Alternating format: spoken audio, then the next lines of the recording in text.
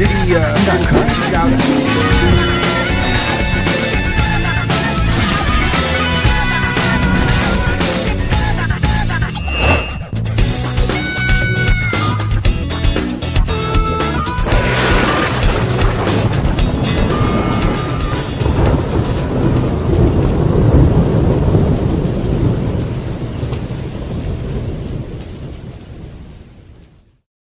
Good afternoon, everybody. I am Tommy, and you are on the lifeboat. What's happening? Casper, how are you, brother? I'm good, brother. I just always wait for the how you're gonna say you're on the lifeboat. I like to hear the different variations of it, and it's always depends on how you're feeling. I love it when you're feeling really good, and it's amazing because you like go you're on the lifeboat. I do get a little gassed up occasionally. The back has been taking a little bit of the steam out of me. I'll tell you something, Casper. I got to ask your opinion on something because I think that this might be the funniest story of all time. But Surely. There is a lot of people out there that are fairly intelligent who happen to think that Blake Lively might be looking at pulling a little time. I know, like, have you heard this? Not just like us crazy YouTubers, like real dealers. Yeah. And here's the theory. So just to bring you up to speed a little bit about what people are talking about, the theory, people, runs something along the lines of this. The paperwork that Blake Lively filed, these are legitimate government, this is a process that you're not allowed to fudge. Like you can't maybe edit a audio or a video or maybe show a text message that's not legit. Like maybe you just show half of a text message and you blow off all of the context and everything around it. And this is kind of what's been happening. Allegedly, she has falsified some of the papers that she filed. Now, if Baldoni wants to be he can take this Johnny Depp stuff to the next level and say, hey, you know what? I think you broke the law. But I think what's crazier in this is that $400 million lawsuit that they're filing, they could pay that. You know what I mean? Yeah. Normally, when you hear these outlandish numbers, the Reynolds clan could actually pull this off. They could end up having to pay this guy $400 million. And I look forward to seeing what kind of films he can put out. Do you know she didn't read the book? Did you hear this? Yeah, I heard that. I think Megyn Kelly or Megyn Kelly's sidekick might have said something like that. This is honestly one of the saddest things that I've ever heard in my life. The stuff I research for YouTube, this broad's playing the lead in the book and can't be bothered to, give it a read so that you get a little bit of character development. And maybe you're not just making this up on the fly. I don't know. What an evil woman, dude. Yeah. I can't even find her attractive anymore. And because she didn't read the book, I think because she wanted to do some rewrites to make it like a rom-com. Yeah. Like more of a comedy. Her husband thought it would be funny. It seemed a little bit too stuffy. And you know how her husband is. Like everything that it's all the same script every time. It's that wisecracking, I'm a smartass and aren't I funny kind of a thing. There's a great episode of him on Family Guy, and it kind of like plays it's actually a very funny episode, but looking back on it, everything the guy does is the exact same comedy. And this might not be the script you want to put it in.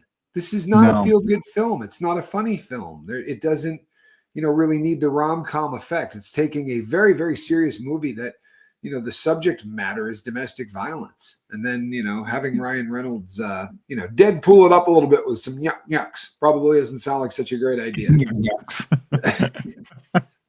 You know what I mean?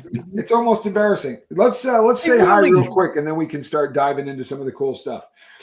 Dale Cox, the Arabian Bar, Jeremy Fowler, Chris Kaiser, how are you? Brock Bandy, Kristen Melinda, Noah Wright. Hey, Heidi Yadira.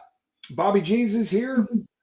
Kate Christie, the Kristen Melinda, the Arabian Bard, James Collins Care, Jeremy Fowler, Chris Kaiser. We got the whole crew, folks. Shannon Clark is here. Sharon, how are you? Leanne, blessed beyond measure. Love that name. Motherbird63, glad that you are here. I am having a pretty good time, folks. Keith Lego, what's happening, Keith? Good to see you, man. True story. Low cost monkey. I will not do any other kind of monkey. It's just kind of a rule of thumb of mine, right? If I'm doing the simian thing, I'm going primate. I'm trying to get it at a discount. At an absolute minimum, I expect a discount, and preferably a low cost. Remember my gorilla sound I used to do? I absolutely remember your gorilla sound I used to do. And of course, legal live wire court watch. Woo! We got everybody. Cliff and Ferguson, Roberta, how are you? Let's get this boat underway, shall we? What do we got? Let's pull some stuff up and have a little grins. Hello, Katrina. Oh, man. I was just thinking, man, we need to get a like a boat sound, like a ship sound, like a and then I will make that happen someday. Yeah. The taking it out to sea sound. I like it. Yeah. The only thing I really have to pull up, like right off the rip, like I'll pull some other stuff up, but I wanted to share this quick little story before we got into it because it's kind of funny, kind of funny, but kind of let me find the. So this guy, it's his last day at work. He works for one of the airlines. I don't want to put his airline on blast, but I hope this is the page. Oh yeah, I'll just call. I called it in my notes. I called it Flight Attendant Justice. The hammer fist heard around the world. An Alaska. Oh, I guess I am gonna blast him. An Alaska Airlines flight attendant became an unexpected viral hero after physically restraining a passenger who was assaulting a woman mid-flight. The footage showing a well-executed hammer fist reignited the debate over role of flight attendants as both customer service workers and emergency responders. While airlines have long trained crews in for flight incidents, this event highlights the increasing frequency of passenger meltdowns. Maybe it's the altitude, maybe it's societal stress, but either way, if you start something in the air, don't be surprised if you get grounded. Right? A little comedy for the day. It's after 9/11 broke, I think that everybody that fancies themselves a red-blooded dude is always looking around the plane as soon as they get on, going, the first dude that starts doing something stupid on this plane, and I'm choking him unconscious. I know I was weird for a long time afterwards. Let's see what happens here. All right. Yeah, there's no sound or anything. This is just just a video. Watch this guy.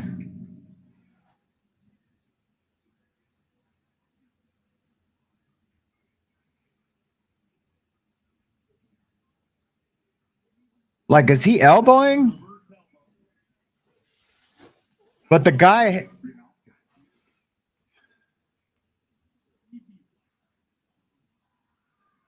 kind of a beefy guy, but the guy is freaking out. You can't hear it, but the guy is screaming. I don't know if you were able to see that, but I'll tell you what, man, I get really freaked out on airplanes. I'm killing somebody that gets weird on an airplane. I'm sorry. I'm going to punch him until I can't stop punching him. I'm not letting somebody freak out on an airplane. Yeah. So the guy was sitting next to the lady and he had just started grabbing the lady, not like in a S way, but like in a violent way. So this was not somebody he was with. It wasn't like it was his wife or anything like that. No, it was just a passenger he was sitting next to, but he was having I'm sure there's some mental health stuff involved, but he just went crazy. But that flight attendant, it was his last day, so he just kind of felt free. But he was a big dude. Yeah. I've never seen a flight attendant that big. That was a big guy. They're normally not very large people, and I think they do that because obviously moving around in an aircraft is an issue. Yeah, that's right. So that was meant to be kind of a comedic relief, but when now revisiting it just didn't seem that funny. As a matter of fact, I did know this, and everyone else should do that as well. You want to wash your hands before going through a TSA checkpoint. It's probably just a good idea because of all of the money that we handle, because you go and you grab. Oh, right. Yeah, you grab the handle on a gasoline pump. There have been some really weird stories of people whose hands got wiped down And if you pick up a little gasoline, or you pick up any kind of weird stuff, this happens at visiting in prison a lot too. Someone will come through and they wipe your hands down. And if you have touched dope or whatever in the last couple of days and you turn that thing a different color, you're done. You're not coming in. Yep. My ex-wife got turned away for explosives, not for, they said that when they wiped her hands, there were some kind of chemical explosive or something. And she was like, you know what? I filled up my gas tank this morning, but they did not let us visit. And of course, she was really, really not happy. Let's talk about this one real quick because I think this is fun. Noah Wright says, off topic, but what were your thoughts on Kendrick Lamar's halftime show calling Drake out? Now, I saw the replay of this. I didn't watch it live. Now, for those who know, this is a very controversial song. And in this song that he did at the halftime show, everyone was waiting to see if he was going to do it because he didn't do it at the Grammys. In this show, he calls Drake a P word, the P file. PDF file word. And in this one, he didn't. Instead, he gave it like a rat tat tat kind of a sound. He made like a sound effect from a gun, kind of a bang, bang, bang. He did, however, drop the part of the song where he refers and says the sort of double entendre expression. He'll be working in A minor, in the note A minor, or perhaps working with A minor. But I think that it was, I don't know. I thought it was pretty awesome that he pulled it out and did it without, he churched it up a little bit.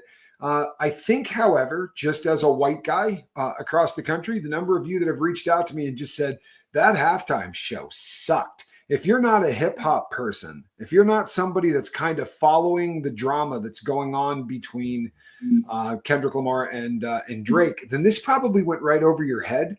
And just being really fair, when you see somebody like Pink Floyd do a show, there's a lot of moving parts in terms of the music and all of this. And then very often in hip hop, it doesn't translate from studio to stage in the same way. There are certain artists that you see and it's like, man, it sounds like the record. And, it's just amazing. It sounds just like Steely Dan was like that for me. I was listening to them on the commode. Great band. What a great band. Becker Fagan, Steely Dan. Yeah.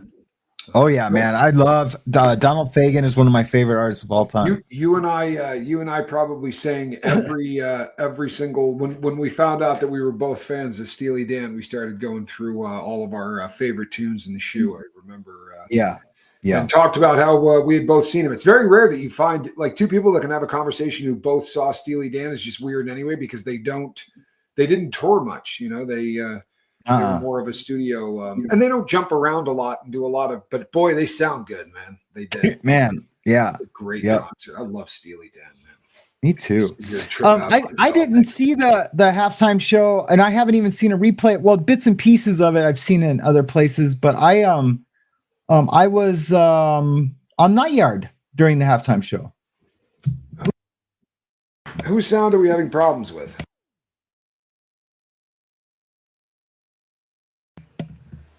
I'm probably just really loud. I'll turn it. Well, if I know who it is, one of us can go out and then come back in, but they're not telling us who we're having problems with. So if it's that it's going in and out. Yeah, they said that it's like we're having sound issues. If we're having sound issues, we'd like to fix it, but you got to tell us which one of us is having sound issues. You saw Steely Dan and Grand Funk Railroad. Nice. I love me some Grand Funk too. Mark Farner. Yeah, we're going to do a quick refresh. Everybody just hang here.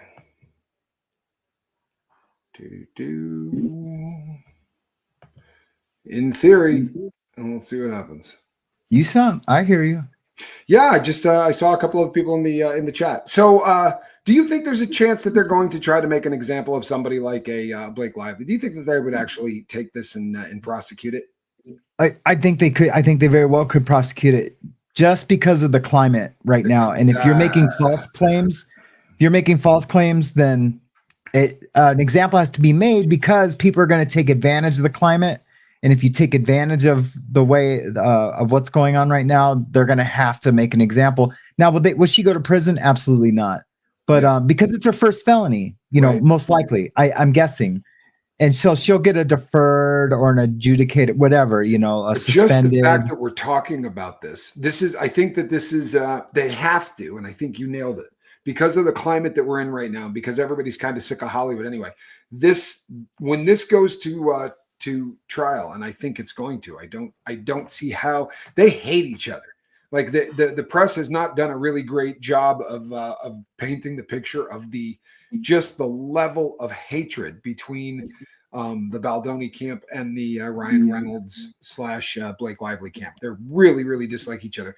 But when this gets into a courtroom and we start seeing the moving parts about how they were engineering, like they sat in a room and said, had to have, how are we going to take this guy down?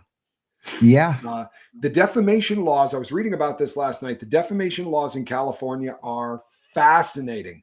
They really are. And it's different than just about any state in the US. And I'm guessing that's because of Hollywood, right? I'm guessing it's because of the amount of people whose reputations, it's different, right? If somebody trashes our reputation, it's like, you still have to go into a courtroom and say to a judge, this hurt me and here's why. It's not enough to say that what they said is a lie. You have to be able to document that there were damages done to your reputation, or there was damages done to your income, or whatever the case may be, that you can prove the damages so that you can then ask for them. And this is one of those amazing cases where, you know, when your talent agency drops you, right? When you get dropped by your agency, and the reason that you got dropped by your agency allegedly is because they were told you were a sexual predator. That's a problem. That's a huge problem. And in California, you could see them broken off for $400 million. You could see this happen. That would be the most exciting thing in the world, would be to see the Reynolds and wife go broke. That would be justice. But this guy deserves $500 million to go make movies with, because they really have damaged him. Yeah. And do you think, because like, I don't know if you've gone to Justin Baldoni's website where he has all the receipts. Do you think, because I mean, he looks like a golden boy, like, and in juxtaposition to what everything that Blake and Ryan are saying, or just Blake is saying, with Ryan's, you know, whispering, you know, the devil in her ear, he sounds like a golden boy. And it made me think for a second, do you think he thought that this might be coming down the pike? You know what I mean? Absolutely. So he just from the way she was acting, and then he might have just been like, you know what? I'm going to make sure I dot the I's and cross the T's in every text and every absolutely. And I think that recorded, you know, not about recorded phone calls, but messages and like all the notes. When they're filming, even when they were filming. So when I did the video about a week ago, I said, you know, whoever it was in the Baldoni camp that said keep the cameras running was a genius. And I think what we're finding out is that genius is Baldoni. I think that he got the impression very early on that she wanted to take over this, every aspect of this. And then when you go and look at an interview that she did before this film ever even came out, where she did the thing with Moira, Moira Forbes, the daughter of the guy from Forbes magazine. They did an empowerment session with women, and she was asking her about, you know, working in Hollywood, and asking her about her product line, which has since been kicked out of Target, by the way, but asking her all those questions. And her response basically was this: if I got to go in and lie to a director, I'll do that. If I got to go in and do whatever I got to do so I can take creative control, I'm going to do that. Now I'm paraphrasing. She said that. Absolutely. Absolutely. Wow. I'm paraphrasing the snot out of it. Put a deuce in the chat if you saw that interview and you know what I'm talking about. And if you think I was unfair, put up what you think. But that's what I got out of that was her saying, I don't let anything get in my way. And as a woman, you know, you have to fight for the right to be able to go in and do that. Thank you, Tara Jackson. I appreciate you. And you know what? You do have to go in and fight for it. I completely appreciate that. But lying to the people you're working with is a really bad start. Like, that's not, you know, and you know, probably more than most, it's not like building a garage. People come together and they build a garage, and then they move on and they build the next one. When you come together and you make a film, you really are creating art, and all of the people that are involved in this are kind of moving towards that. And it's like, if you do a stage production, or if you do a film, or you do whatever, the people there get really close. There's a family kind of a dynamic that happens because you shoot stupid long hours, and you eat together and you hang out together. And you go home for this long and then you're back, and it's I think that it's different, right? It really is. And that was, I think, once that feeling went away, once they started to realize that that was going sideways, Baldini was smart enough to say, you know what, film everything. I have a feeling that this woman is going to say things. And the beautiful, how often does somebody come out with a lawsuit and say, on such and such a day, you sexually harassed me, made me feel uncomfortable on this day at this time. And the guy you're accusing goes, great, let's run back the film. Yeah. You know what I mean? Like, that's a bummer, man. And I think that what's incredible is we're seeing who Ryan Reynolds is. Yeah. We're seeing who Ryan Reynolds is. And I don't necessarily mean just the dirtbag, but do you see him standing up for his wife? Do you see him stepping out and going, you know what? It was my idea to write some comedy in there because that's, I do a lot of comedy, and maybe it was a mistake. Maybe I shouldn't have put myself involved in this. Maybe I shouldn't have. He went in there, did all these things, and now he's sneaking away like what's his name? Carl Speckler on the 18th green after the guy gets struck by lightning. He's just dropping the bag and sort of leaving his wife out there in the rain. That's a great reference. Scene, isn't it? I mean, that's exactly what he's doing. He's just skulking off, man. Oh man, that's so funny. You know what? You just made my day, boho hobo. My son's a good. He's definitely a good dude, man. Oh, that's awesome. Yeah, and I'm glad that he was there to help. He's an ace. He really is. And I'm awfully proud of him. He's also been doing his union gig at the same time, which is incredible. He's a roadie, and he's been working his butt off. I'm gonna start calling him Ensign Calhoun. There you go. He he had never heard the loadout. I had to pull it up for him on the I was driving him to one of his jobs, and I started singing, the seats are all empty. Let the roadies take the stage. He's like, what is that? I'm like, oh my God, you've never heard the loadout? You're a roadie? It's your national anthem. Man, that's such a great song, man. I love Jackson Browne. I saw a magical concert with that dude when I was younger. And I've never seen came Jackson out on Browne. stage. It was just him. There was no other accompaniment. It was him and an acoustic guitar, and he probably had 12, maybe 15 acoustics on stage, just sitting behind him. And he would go and pick up another one and start playing it. And it was just him doing his entire catalog alone. It was magic. Wow. He was fantastic. But yeah, I do think, just to put a bow on this one and kind of wrap it up, Megyn Kelly has talked about this. She's kind of a big name that most people know. She was with Fox, and then she was with the Peacock Network, them for a while, NBC, and then went out and is doing her own thing. But she is the sort of been leading the charge, talking about how this carries jail time. What she has done right here is felonious. And and I think in the environment that we're in, I think we might see her prosecuted. And if that were the case, what if they prosecute the husband? What if they are both determined to be in this, right? It's one of those situations. I don't remember what the lawsuit, who filed the lawsuit specifically, Blake?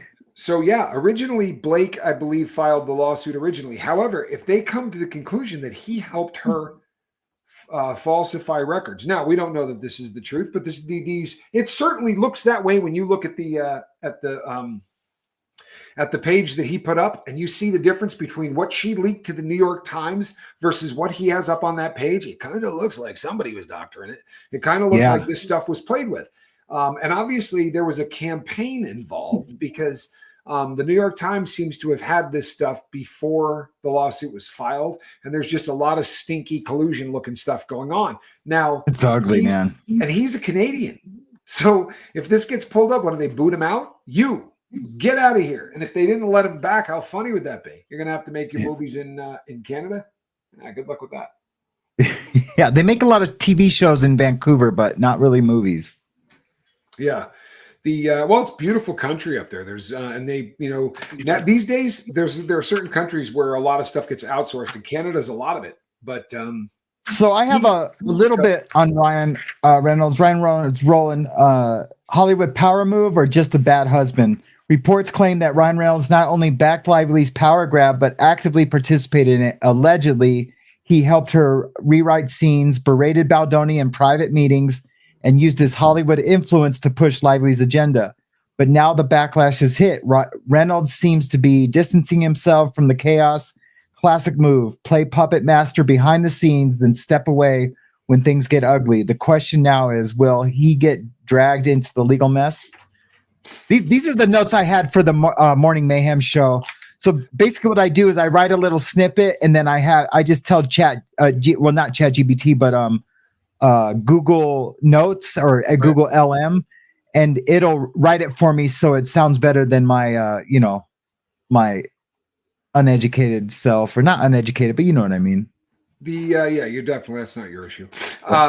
So Amber Heard is a little different than, so here's where these cases differ. Amber Heard, by all accounts, was a liar, right? And you can lie. It's not a good idea. And if they want to be a jerk, they can absolutely decide to take you to court for lying to a court, or lying under deposition, or any of those things. Those are all punishable offenses.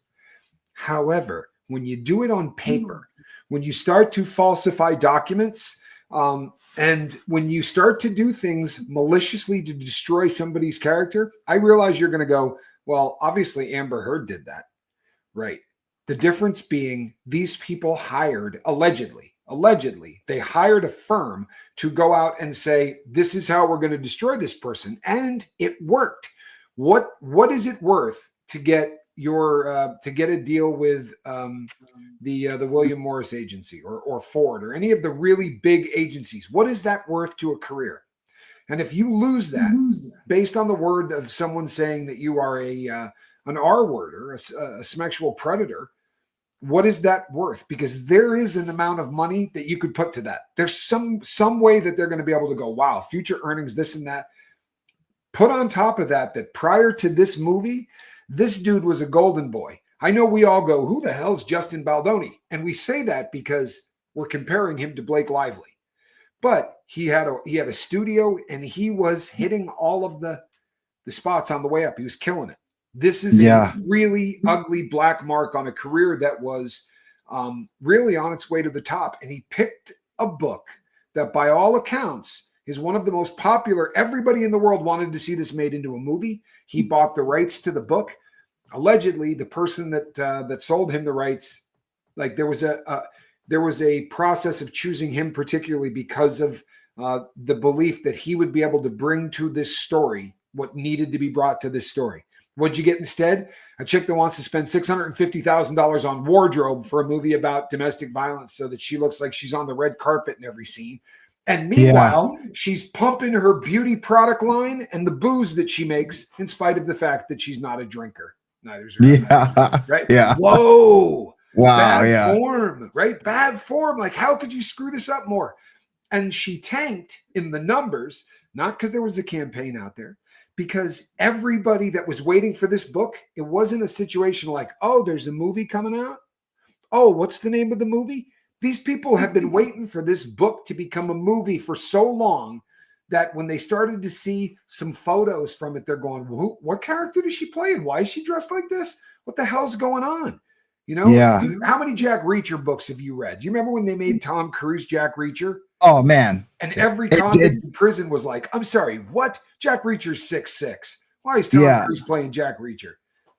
This is Jack the female version of that. Jack Reacher manually dug swimming pools down in Florida. Yeah, exactly. And then we got Tom Cruise. But I think they're comparing it the situation to Amber Heard because they were trying to both smear Baldoni, smear Johnny Depp, and they're both relying on public sympathy to avoid scrutiny. But Lively's story's falling apart just like Amber's, and I think that's the situation. That's the parallel too. I think that the parallel, and that. So for those that didn't follow the Amber Heard case, and I didn't do it on YouTube, but I followed it. I didn't talk about it on here, but she defecated in the bed, right, as a way to get back at him. She was a very sick person. We're seeing a different kind of sickness with Blake Lively, but this is going to be so much fun for this thing. And I'm sorry to say that, but just from a geek out law nerd kind of a way, these are going to be two people with really powerful attorneys and Hollywood egos. This is going to be amazing because I don't care if Taylor Swift doesn't want to be involved in this, and I don't care if Ryan Reynolds doesn't want to be involved in this. Welcome to the court system, you genius. If you didn't want to be involved in it, maybe don't file a freaking lawsuit. because once you did, you sucked in your friends and your husband. You were the one out there telling the studio, "Hey, I'm bringing in my dragons. I got my dragons." How hokey, man! Seriously, I know, man. It's how so weak crazy. is Hollywood at this point? How freaking weak is Hollywood at this point? That this is, I mean, honestly, this is the kind of crap that we got going on. I want to write a funny scene on the rooftop. It needs to be funny. I know this is a DV movie, right? But I want this to be funny. So we're going to take that rooftop scene. We're going to rewrite it. And you know what? My two best pals, Ryan Reynolds and Taylor Swift, well, they think it's good. Like this sicko was threatening this little puny guy that no one had ever heard of with her big name A-list friends, right? That my A-listers think. Do you want me to call out my dragons? Dude, these are to somebody. Yeah, man. It's so crazy that she said that out loud. Literally. And texted it too, I think. Yep. These are my dragons. I didn't watch Game of Thrones. But apparently, oh really? Did you read the books? I did read the books. Oh, okay, okay. Books, but I didn't. All right, I'll let you slide on that. Yeah, no, I read each and every one of the books, but I did not. But I did not get the. I didn't get a chance to watch it, and I understand they changed up some of it. So they did. They were both entertaining. The books were amazing, though. The books were amazing. They take a lot of time, babe. You got some time to kill in the shoe. Ain't nothing better than R.R. Martin or R.R. Tolkien. Both of them will knock back a lot. Yeah. Well, I guess the final thought, the fall of Hollywood's power games. For years, Hollywood elites have used their influence to control narratives, silence critics, and manipulate public perception. But thanks to leaks, lawsuits, and the rise of independent media like us, the power is slipping. Blake Lively thought she could rewrite reality to suit her needs. Now reality is rewriting her. If there's one lesson here, it's that no amount of PR spin can cover up the truth forever. And that's it, isn't it? I mean, I wrote that for the Mayhem show this morning, and I think you nailed it. I think you nailed it. But in this, we know that for a fact, in this suit, we have three PR firms. There's only two people. Right? Yeah. I mean, there are two people beefing. You need three PR firms for two people beefing, because once you start destroying yourselves, right? Like you and I decide we're going to go at it. Well, if you're kicking my ass, and I got to go find a new person who just deals with getting your ass kicked, right? That's the crisis management team, right? You bring in those particular people when your reputation is so bad. This is a case, Casper, in my opinion. What makes this so fascinating to me is that they were watching this take place. And you can go online and you can have your PR people look and say, okay, how many articles were written about me in the last 3 weeks? 150. Mm-hmm. Okay, out of the 150, how many were positive? 40. I'm sorry, what? I had 110 negative. Yeah, 110 negative ones, 40 good ones. Why? Yeah. What's going on? Well, there must be a smear campaign, because there's no chance that this could possibly just be that everybody hates me and Ryan Reynolds. Yeah. Right? It can't be that. It has to be something else. And I think she had Ryan in her ear going, oh, you're way too popular for this. The whole world loves you. Someone's got to be trying to trash you. And this is, it's really an amazing, it's really kind of an amazing phenomenon, isn't it? Where you just, you can't accept the fact that you have negative press because the world's kind of figured out you're a bitch. I'm sorry. You didn't read the book.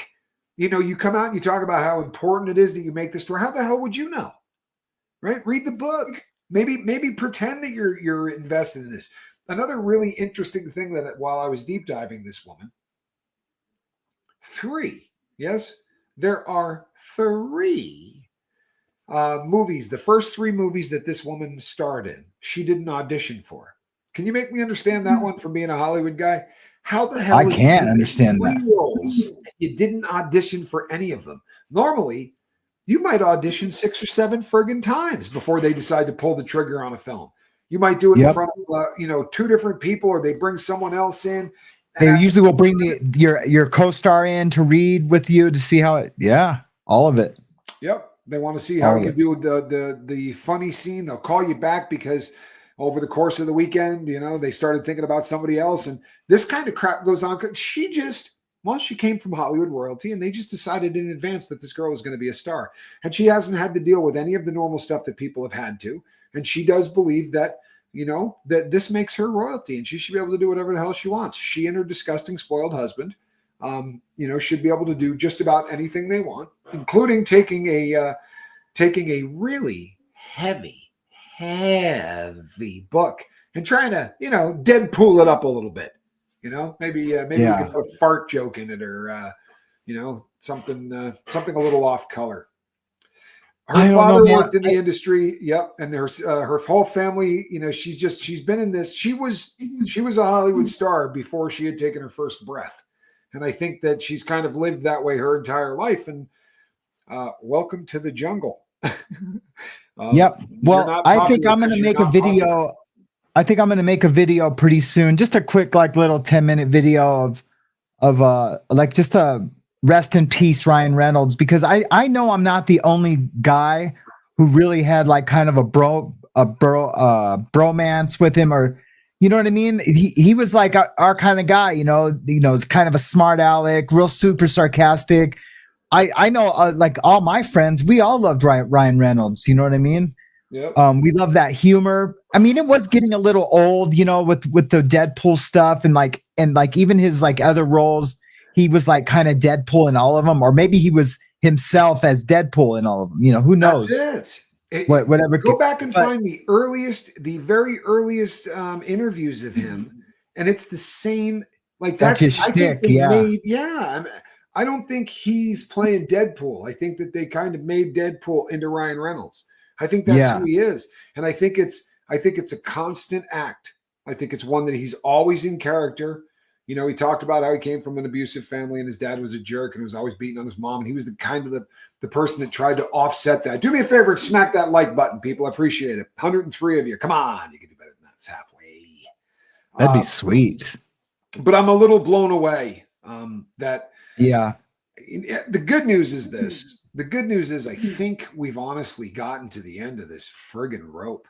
But I think you should make a video. I'm bummed out about it. I really am bummed out about it. I enjoyed, so I didn't see the second Deadpool. I didn't. It's too late. I haven't either. Yeah, but I saw the first one, and I enjoyed the film. I thought it was a fun take on the whole, because I'm not a big Marvel guy. I don't really groove to all those films. So I thought it was kind of a nice poking fun at that genre kind of a thing, and it was a funny character. The sex stuff was funny. Until my buddy start realizing that that's him. Yeah, I had never really even. I'm sorry, I never really even heard of it until it was out. On cable. Well, not cable, but it was playing on all the providers that provide content. Like Netflix and Hulu and stuff. Yeah. Streaming services. And a buddy of mine, he's an MMA fighter who kind of acts. He's kind of like a Ryan Reynolds-esque, smart aleck, sarcastic guy. And he was like, dude, you haven't seen it yet? And I was like, no, man, I haven't really had time. I'm just trying to, build this tattoo shop and, I'm super busy. And so I stopped and watched it one night and I was like, oh man, I've been missing out. This is great. But that, that was a few years back now, but, I was like, I became a super fan of Ryan Reynolds. Like, it's like, oh man, that dude's so cool. And now here we are, but my heart's been broke before. This won't be the, Sean Penn with all his shenanigans down in the Southern hemisphere of the world. And I just that blew me away. And I used to idolize him. It just goes to show you, we can't idolize any of these people in Hollywood. It's hard to not do. I don't get starstruck, because I worked there and I had to work around stars. Only two people have ever really starstruck me. That was Gene Simmons from Kiss. It's just because I've been a Kiss fan since I was 6. Oh, I can see that. Yeah, and Sean Penn, running into him. But I've ran into lots of people. Tom Cruise in the elevator. Loretta Swit from MASH. I was with her at the dentist one time. That was pretty cool. Yeah. But anyways. There are people that I would definitely. I met a lot of stars with the stuff that we did with Global Village, but there are people I would geek out to, and I think that back in the day I would have geeked out to Spicoli for sure. I mean that would and Loretta Swit. I really had a thing for that whole series as a kid. MASH was a huge one for me. Yeah, Me too. I would I think have that's just tripped it. out on there. I would have definitely tripped out. That would have been a big Yeah, one. it was cool. Hot lips Lips Houlihan. That's exactly right, man. Yeah, I watched a lot of that growing up, man. I really did. I watched a lot of that growing up. Sorry, let me get back to. So yeah, people were weighing in on and asking about Diddy. The Diddy cases. We're getting to the point right now. So here's the newest. I don't know if you've heard the rumor, but the newest is that there are some people. Let's hear it. Let's hear it. There's some people that are reporting that on the 14th of March, they are hitting a new superseding indictment. That they announced it, that there is a superseding indictment that they are going to drop on the 14th. I don't know how people are coming across this. I think what people are seeing is that they moved the deadline from the 17th for whatever reason to the 14th. And I think that that's the deadline that they have to have any superseding indictments in by. I'm not seeing where they're saying there's a bunch of them that they're getting ready to drop, but the people that are reporting on it are saying that they've got over 50 witnesses. I think they're taking the whole case, and I think they're kind of confusing a lot of different things. I think we're going to see 50 witnesses in this case, to be sure, maybe more than that. And I think that by March 17th, we're going to know the whole case. That's it. Everything that's going to be prosecuted, we're going to know. It's such a big public knowledge case that they almost have to have 50 witnesses, because it has to be for sure. This is what he did. We can't just have one or two people who kind of remember some stuff that happened 10 years ago. It's got to be current stuff, past stuff. They got to establish a character history of he's always been this cat. That's exactly right. You just nailed it. Because those 50 witnesses, that's what they're going to be doing. This is going to be prior bad act witnesses. Yeah. These are not going to be people that are going to say, Diddy did this to me. There's going to be 3 of those people. In the human T part of this, unless we get a superseding indictment that's going to give us more victims, there are 3. We know Cassie Ventura is one of them. We're not sure 100% who the other 2 are. There's a lot of speculation because of times and we think because they mentioned again that he hung someone over the balcony, that one of them may be that person. Don't know. Adria English, her name comes up, that she may be one of the people. We don't know. What we do know is that they talked to over 300 people and they pared it down to 3. And I think that it's effective. You don't want crap loads because all it really takes, and Casper knows, that if the defense can tear a hole in one of the witnesses, if they can really shred one of the witnesses, they're then going to say, yeah, they're all full of crap. We were able to tear this one down, but if you've got a bunch, you want to take it down to the 3 that are going to be the most difficult to poke holes in. Yeah. And of course, the Cassie one, because of that tape, I think Cassie is going to be, their defense is going to be, it has to, and their defense is going to be that, hey, this was all consensual, right? She was super into it. She loved it. In fact, watch the video. You're going to see her having a real good time. Did you ever read Linda Lovelace's? Because it was always in every prison I was ever at. Oh yeah. The porn stars. Yeah. Okay. So her autobiography, she said, that she did not want to make Deep Throat or any of the other films that she did in the beginning, that they were absolutely 100% against her will. Go watch the first 30 seconds of any of the films that she did and say that they're against her will. If you watch them, she's an actress. She's acting like the sex she's having is more fun than she's ever had. And that's exactly what I think the 12 people that are going to be stuck watching this stuff, that's what they're going to see from Cassie Ventura. And I think that it's going to be the prosecution's job to say, when she stops looking like this is a lot of fun, here's what you're going to see. And they're going to play that next clip of her in the hallway. And they're going to paint the picture of the fact that weekend, what you're not seeing in that hallway is on the other side of that door, he had already made the room sexy. He had the cameras set up. He had the candles there. There was a male Smex worker, allegedly, that was in the room. She was escaping one of these things that takes days to go through of her being punished Smexually, right? Including using a machine for when the guys fail. Just a pneumatic device that just... Because remember, he wasn't dressed. He was in a towel chasing her around the hotel floor. Beating her up without losing his towel, right? Because the man's a pro. Yeah. It was not the first time he had whooped up on a woman while holding onto a towel and wearing... Dude, I never thought of that. That's true. That that's was not... somebody in the crowd that pointed that out. That's not me. Somebody that was watching said, their takeaway was that he obviously has done this so many times that he could beat her without losing the towel. Yeah. Still struggling to fathom how Kanye could make light of Cassie's abuse. He's filth. Kanye West is a sick human being. Whether or not this is performative and he's doing this because he's trying to promote an album and do all of that, he spent $1.8 million to run a commercial to send people to a website that only sold one shirt, and that shirt had a black swastika on a white shirt. I did not know that. 2025. Yeah, 2025. They estimate that he sold $2 million worth of shirts. Now, that doesn't count, shipping and, cancellations or all of the other stuff that's going to go along with that. However, I don't think it was a money-making venture for him, especially when you consider the damage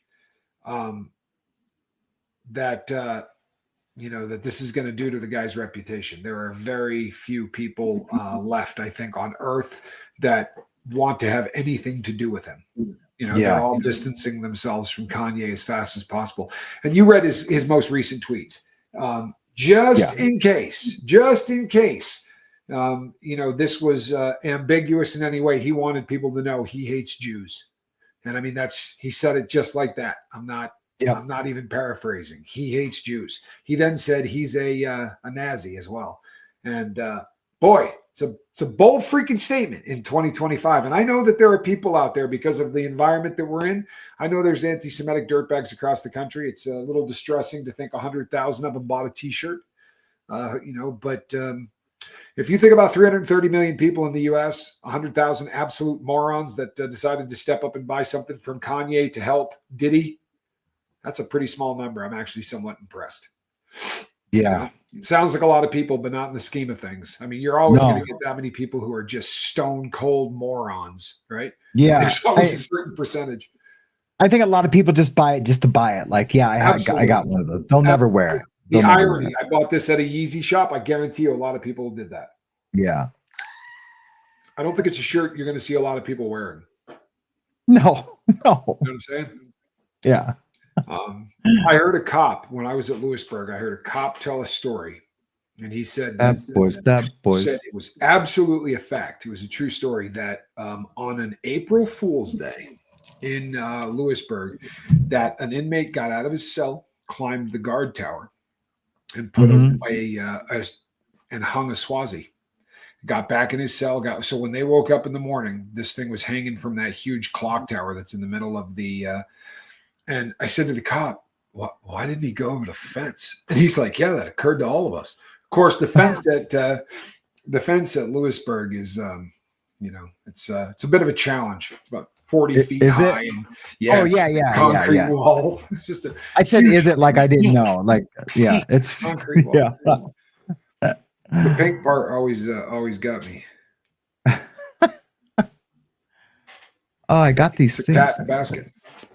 So it's not the right cat in the basket, but nevertheless, it is a cat in the basket. I'm looking for these things. Oh, brother. As far as the sorry, I was looking for something. A lot of people are freaking out about Elon Musk and his trimming the US budget and whatever.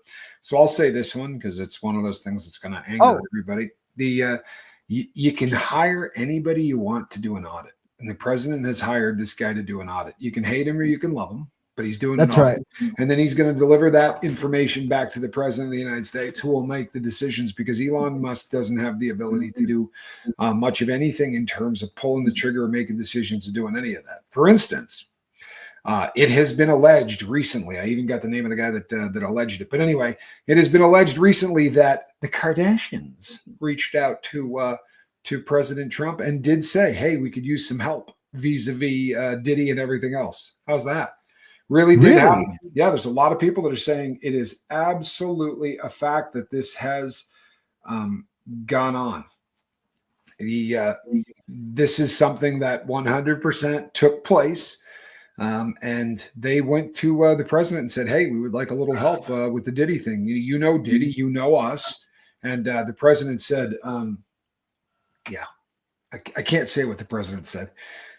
Suffice to say, there's not going to be a pardon or any help for the Kardashians. I think he said something along the lines of, "Didn't you vote for Biden or something like that?" I think that honestly was about the what he said.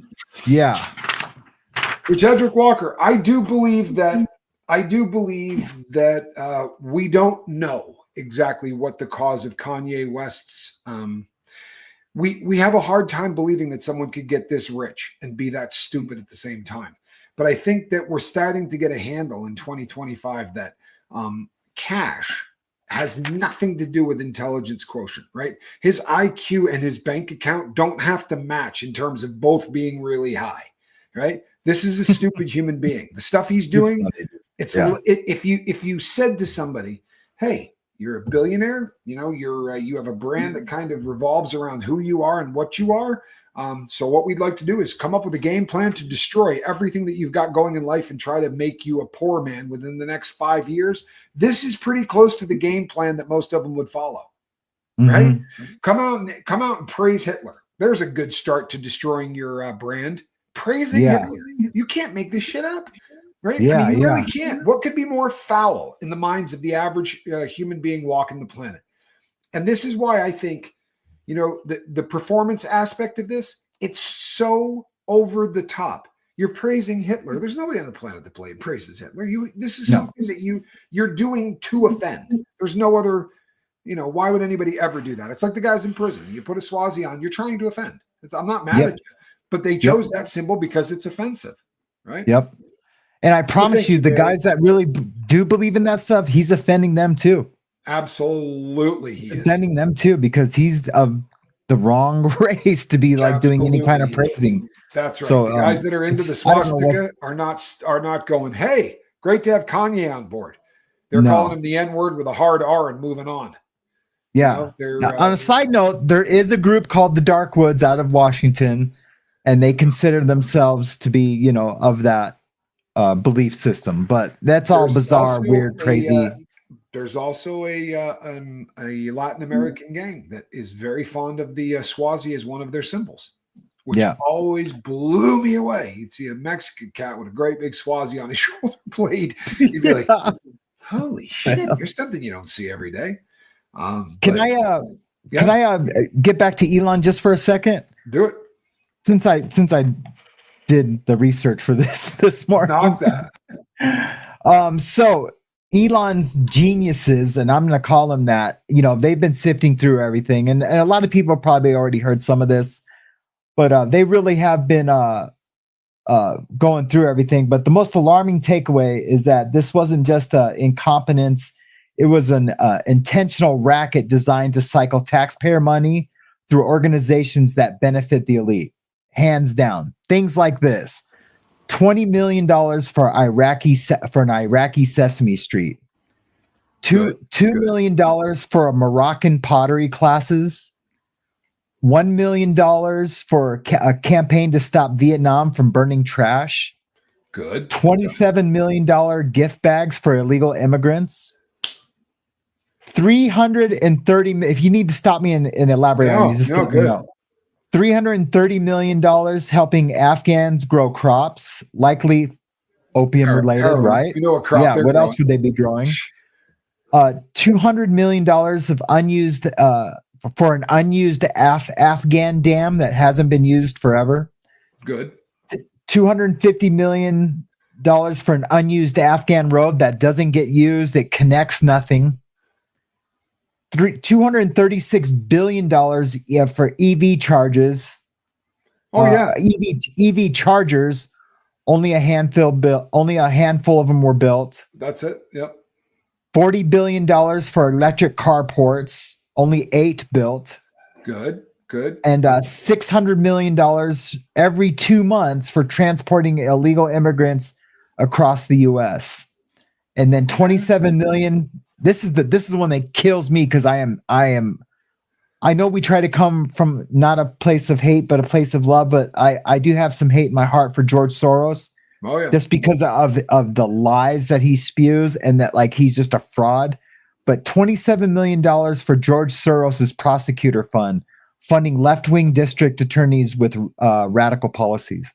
Yeah. The amazing thing, and here's where people get confused. You say, you know, what Sesame Street in Iraq? You know, Yeah. how is this benefiting anybody or anyone from the? I promise you that somebody's granddaughter or grandson who just got out of film class or just got out of something, a politician's relative, is going to go over there and start to set up this kind of a thing. It's never just as simple as we're giving money. That money is going with somebody from the US who is skimming crap loads of that cash off the top. In every one of these things, it is a handoff of cash from one group to another. It is always the reallocation of funds from our pockets, right, into the pockets of the families of the rich and elite. And if you look at what these, we've joked about this before, but like Clinton's daughter. Now, obviously, if your dad's the president, your dad's the president. But to come out of school, right, first year out of college and have a $5 million a year gig with CNN, those kind of things happen because you could say, well, it's the president's daughter. They 84 million to Chelsea Clinton. Yeah, these are the kind of things that we've just we've become so accustomed to these things happening and going on again and again and again that we're just like we're not even shocked, right? We really aren't. We're not shocked. But I think that at some point, there is so much good that could be done with this money. There really is. There is so much good that could be done with this cash if they took it and just put it into the right places, like those gift bags they were talking about. I'd like to know how much each of those gift bags are, because for $390, I can take a junkie on the street and get them off dope. We can put them into medical assisted treatment for under $400, and that's money that you could go like this and save 300 lives a day. Yeah. Right? For real. If you got enough people to start getting off of that crap, you literally are saving lives, but they don't have an interest in saving junkies. No, they'd rather drain us to feed corruption. And what's crazy is that the mainstream media is like denying it or not talking about it. And that's just their willingness to keep going along with the same old and to like cover it up for their party that they have been on board with for the last 4 years, and then whenever before Trump's term before that. I do feel like during Obama it really was not as major, but who knows?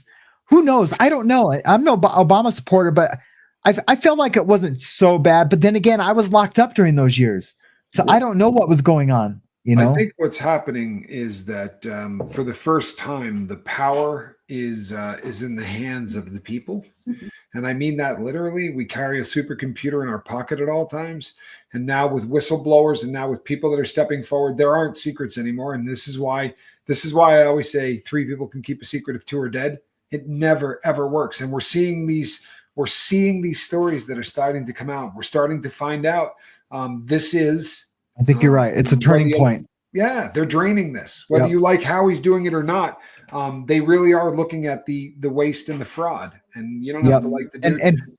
And for really F a headline, I'd rather it be a turning point and let's get it going. My issue was the southern border. I talked about it for 4 years. I said I was a one issue. You can hate me, dude. You're a beast on it too. It's just that simple. And it took 7 days to knock down the illegals coming across by 90%, which once again proves that all they had to do was saving lives. Yeah. Yep. They did. And they said for 4 years, it's not that simple. We're trying to come up with plans that are going to satisfy. All you had to do is throw a switch. And how many people that and how many people that I know and how many people that everybody here knows.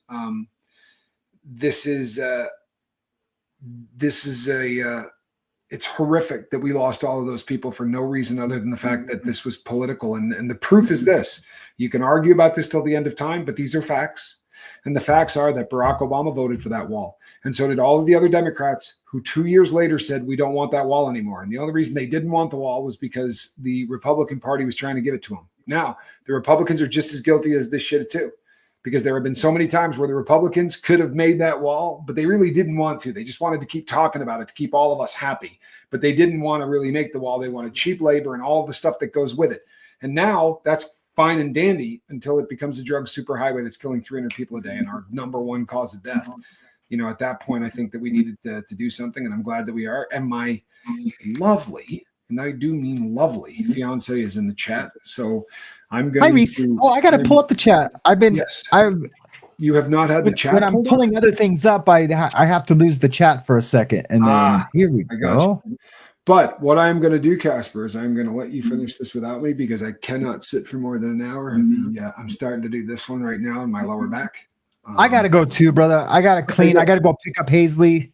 Go. Well, it's an early day for let her know that we all think she's the cutest kid that ever lived. And speaking of cute, check this out. Right, this, folks, is a cat in a basket, and I think she's just starting to. Aww. Yeah, she's really an awful little animal. Don't let her fool you. I'm gonna go find my cat.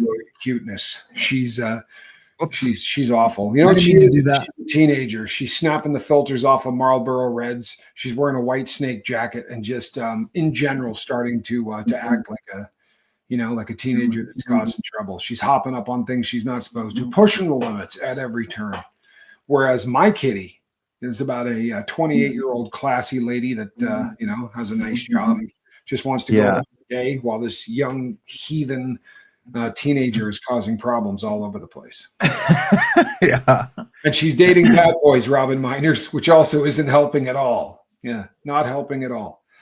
Casper, you're a gentleman and a scholar. Thank you too, my friend. And I'm looking forward to doing the morning tomorrow. I feel confident. Okay, if you feel up to it, I'll see you then. I'm really hoping so. All right, brother, love you, and I will see the rest of you later on. God bless you, and we'll see you on the boat. Between now and then, reach out and try to save somebody. Mahalo. Oh, by the way.